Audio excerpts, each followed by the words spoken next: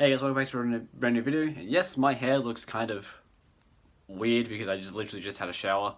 So yeah, I haven't styled it in any way because I can't be bothered because it's like nearly 6 o'clock at night. So anyway, without further ado, this is going to be Road Rage Part 2. If you didn't catch the last video, then you should probably go check that out because you're gonna want to have like a little what would you call it? A heads up on what's happening in this video. So the last one I spoke about road rage as a pedestrian, which I left out one thing. Another thing that really gives me a lot of road rage as a pedestrian is when you're walking along the path and then there's other people coming towards you. Like say you're by yourself and then there's two people coming towards you and you move across to the side and then they keep taking up the entire path. So then you have to step off the path and go around them to keep going. That really grinds my gears and really gets under my skin and pisses me off. It's the same as a road. You've got two lanes of traffic. One's on one side, one's on the other. Share the path. It's not that hard.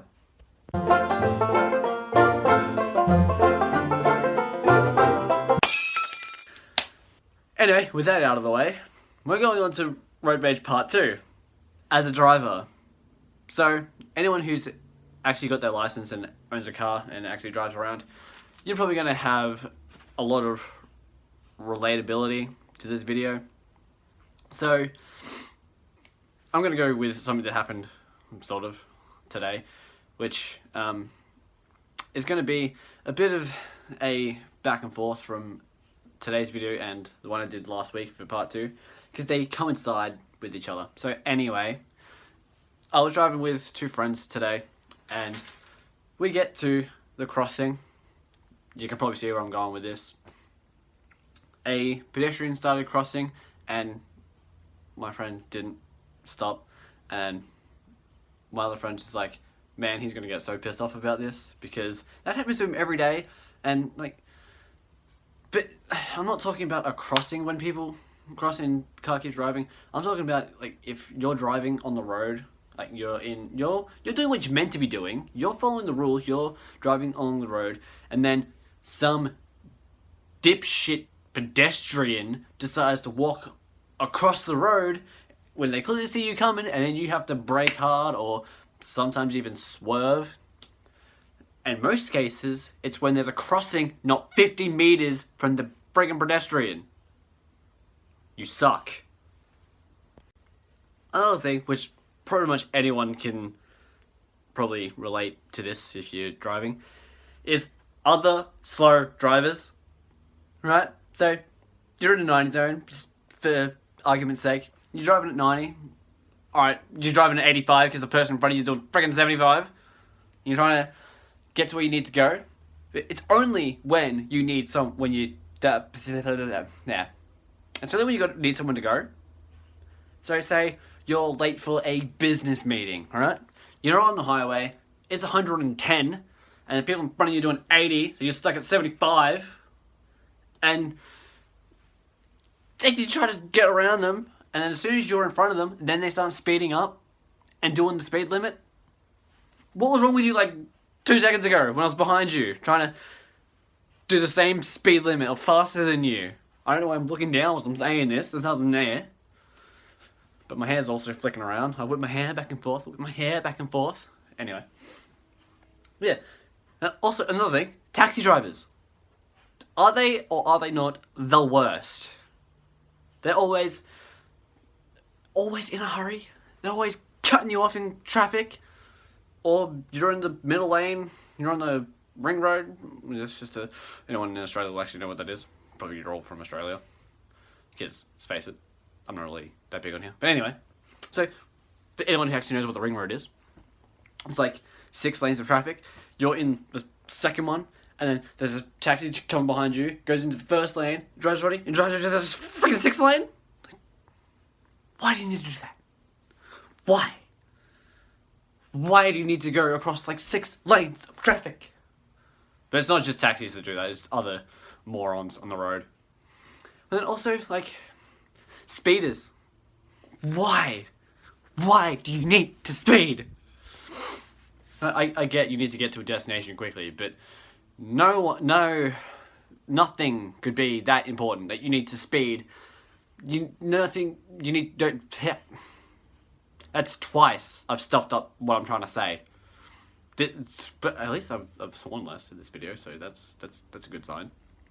Anyway, so there's no need to do 120 in a 70 zone or 190 in a 12 zone. There's no 12 zone. I'm just getting ridiculous now. But what is the need to speed? I need the need for speed. That's it's a good game. I've played it once. I haven't seen the movie though with that guy who plays Jesse Pinkman in Breaking Bad. But I don't see the need for speed. People who speed, they think they're cool. Like, oh yeah, look at me revving my engine. I'm got a speed of light compared to you, snail. But anyone who sees someone speed, they're always just like, there's always the same reaction. You're a dickhead. As always, there's probably many things I can say in this video about road rage, because honestly there's many points that I can make about road rage, but I'm going to leave it off with one last thing. So, you're cruising down the lane on a Sunday, it's a nice day, and you come to a set of traffic lights and you've got 3 people in front of you. So you're like, alright, the light's red, I'll stop, I'll be the courteous one and follow the rules and stop at the red light. Then, say the 30 seconds passes for the light cycle, and the light goes green. So, you wait a second, you wait another second, you wait another second, and you start tuning your horn because the person in front of you is not freaking moving, because they're texting, which is another thing. People who text and drive, you're the worst as well, probably worse than taxi drivers, because you're going to kill someone, and you're a horrible human being. No text is ever that important that you need to text someone while driving, because any second you're looking down, you could be traveling 50 meters, and that's very bad. So, save the text for when you stop the car, because the car shouldn't even be on if you're using your phone, or you're using your phone, the car shouldn't be on. Same thing, just different way I'm saying it. But seriously, don't text and drive. Don't friggin' call on the phone whilst driving. Also, don't drink and drive. I mean, drinking's fun, but also shows driving, but shouldn't mix. So, just, in other words, don't be a dickhead. Just follow the rules. And even though pedestrians suck and don't know how to follow rules on the road, like stopping and crossing at a crossing, don't run them over, because, again, you're a dickhead if you run them over and you're going to spend jail time. So, just, please, follow the rules. I'm The-RealArrow. I'll catch you guys at a later date other than today. Catch you later.